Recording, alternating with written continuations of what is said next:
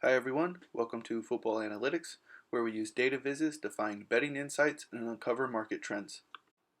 In this episode, we'll use my version of a seasonality chart to uncover teams' trends throughout the season.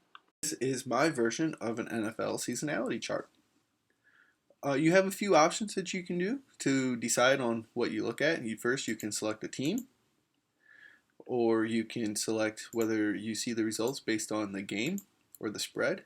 So if you want to know how much they won the game by, or if you want to know how much they covered the line by. And if you're looking at the line, you have an opportunity to choose between opening line and closing line. The chart is laid out looking at each week by each different season. So we have our 17 weeks of the season across the top, and then you have your 5 seasons of results inside of each week. If a team only played in 3 or 4 times in a week because of buys, you'll see that. An example here is week 9. It only has 2017 and 2019. So it looks like Arizona has week 9 as a buy quite often, or at least 3 times in the past 5 years. Inside of each week, you'll see the points that represent each game that was played for the different seasons. These points are color coded, so if you see blue, then you know that it's away. If you see orange, it's home. And if they were in the international games, then it'll be neutral and it'll be gray. Also, if you hover over a point, you'll get a bunch of additional information. So an example, this says in week 5 of the 2015 season, Arizona played Detroit away and won by 25. The score was 42-17. The opening line was Arizona -3, and they won by 22. So they covered the spread by 22. They won the game by 25. If we look at the closing line, we saw that it adjusted, and it says the closing line was Arizona -4.5, and they won by 20.5. So obviously they covered the spread either way in this game. But if you had the opening line, then you were a bit more comfortable because they covered it by a few more points than they did against the closing line. So that was a brief overview of the information that is included inside of this report and the ways that you can modify this report to adjust the results to potentially get a different analysis or get a different conclusion. Perhaps you don't care about the spread, perhaps you only care about the game, or perhaps you only care about opening lines versus not closing lines. Now let's talk about why I created this chart. I created this chart to find momentum in a season for teams. Do they start strong and finish weak? Do they start weak, finish strong? Do they play 500 against the spread at the beginning and the end, but they have a 5-week period in the middle where they're lights out and they're performing on top of their cylinders? So I inserted this average line, which is the dotted line inside, that will help us kind of see the flow, the different flow patterns of the season. You can see that it's kind of like a wave if you go over them.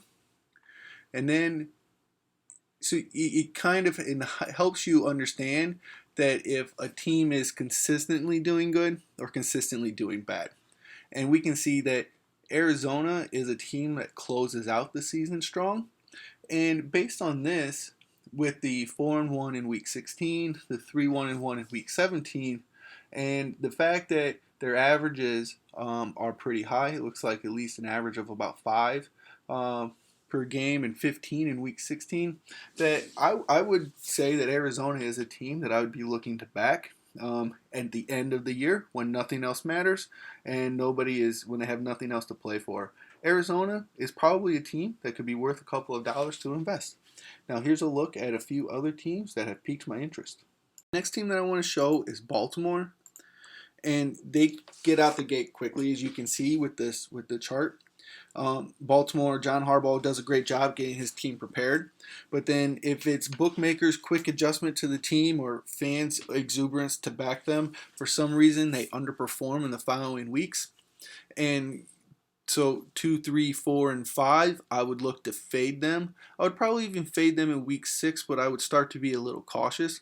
This is because you can see that the averages are -2 here, so I wouldn't want to go much less than that.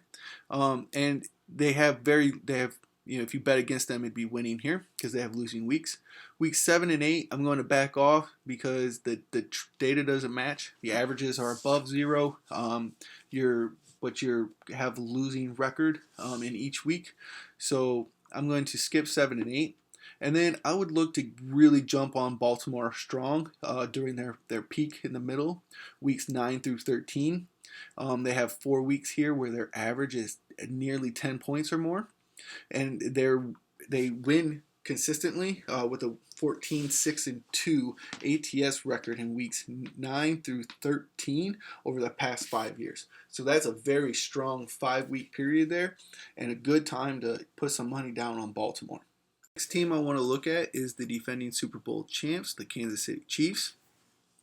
The Chiefs are a team that start the season and end the season strong. They're middle, yeah, they have some peaks and some valleys, but timing that could be difficult. So I would just prefer, if looking at Kansas City and I wanted to play Kansas City, I want to play their strengths. They come out strong. Andy Reid does a good job of getting his team prepared and getting them ready to start the season. In weeks 1 through 3, they are 10, 4, and 1 against the spread. And as you can see by the coloration and the average lines, that they are consistently winning good above versus the closing line in weeks 1 through 3. I'm then going to take off the gas and I'm not going to play Kansas City until we get to the end, week 13. This is when I feel like Andy Reid really starts to turn it on and get his team ready for the playoffs. And he gets them laser focused. And they close out the year 15, 9, and 1 in weeks 13 through 17. And you can see that they have a lot of coloring that's above zero. All averages are above zero. And their record is above zero, is on the winning side in each of the last weeks. So Kansas City, a team that starts strong and ends strong, but it's not a team that you want to play in the middle because you'll just be paying the juice. I want to look at is the New Orleans Saints. And you'll see quickly that they're not like the Chiefs. They do not get out the gate early. They come out weak. In weeks 1 and 2, they are 1 and 9 against the spread over the last 5 years. And they fail to cover the spread by nearly an average of 10 points in both of those weeks. That all flips when you get to week 3. And in week 3 through 9, they are 25, 4 and 2 against the spread. And they're covering by nearly 10 points a game, mostly 7. Week 5, you can see that they have an outlier here. It's about 2 points a game. That's just because there's only 3 data points. Look at other weeks with large spikes, and you see that their averages are still high on the positive side. So I think week 5 is just the outlier, and I would still back them in week 5. After week 9, though, it's going to be 500 football. You're going to be paying juice to the bookmaker. You're not going to win a lot, and you're going to be unhappy. So I would stop betting New Orleans in week 9. So to come out, I would go against New Orleans weeks 1 and 2, and then I would bet on them in weeks 3 through 9, and then I'm laying off. Because you don't want to get on New Orleans after they're 5 and 2, 6 and 2, or 7 and 2, and then ride them the rest of the season and pay that juice town, because they'll start 7 and 2, but they'll end 9 and 5, and you went 2 and 3. So congratulations, you lost. No, you want to get on New Orleans when everybody else is jumping off their bandwagon after weeks 1 and 2. You jump on, and when everybody else starts to jump on after weeks 8 and 9, you jump off, and then you make money. The last team that I want to look at is the Cleveland Browns, and why not? Because you got to pick on Cleveland. If you look at this chart, it's ugly. I mean, everything is negative. A lot of large spikes in the bad zone. I mean, these are over 20-point losses, and there's quite a bit of them. This is just not a team that I would ever want to continuously put my money on. I don't care what kind of hype is surrounding them. It is not a team that performs good against the spread for anybody at any point during the season. And in fact, actually, you can bet against them and probably make quite a bit of money. I want to point out that in weeks 5 through 13, These are their worst weeks. You can see their average lines are pretty bad, close to 0 and 11 and 12. But in weeks 5 and through 13, they are 10, 28, and 2 against the spread.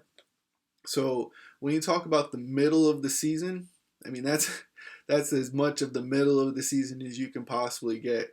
That's 8 weeks in the middle where the Browns just do not perform well at all. And so, looking to do anything with Cleveland, I would say bet against them in weeks 5 through 13. And that is my version of an NFL seasonality report and how to use it to find winning moments inside of a season for any team. For access to this viz, the link is in the comments, or you can find it on my Tableau Public page. For questions or comments, please reach out to me on Twitter. You can find me at Dustin_Dominiak.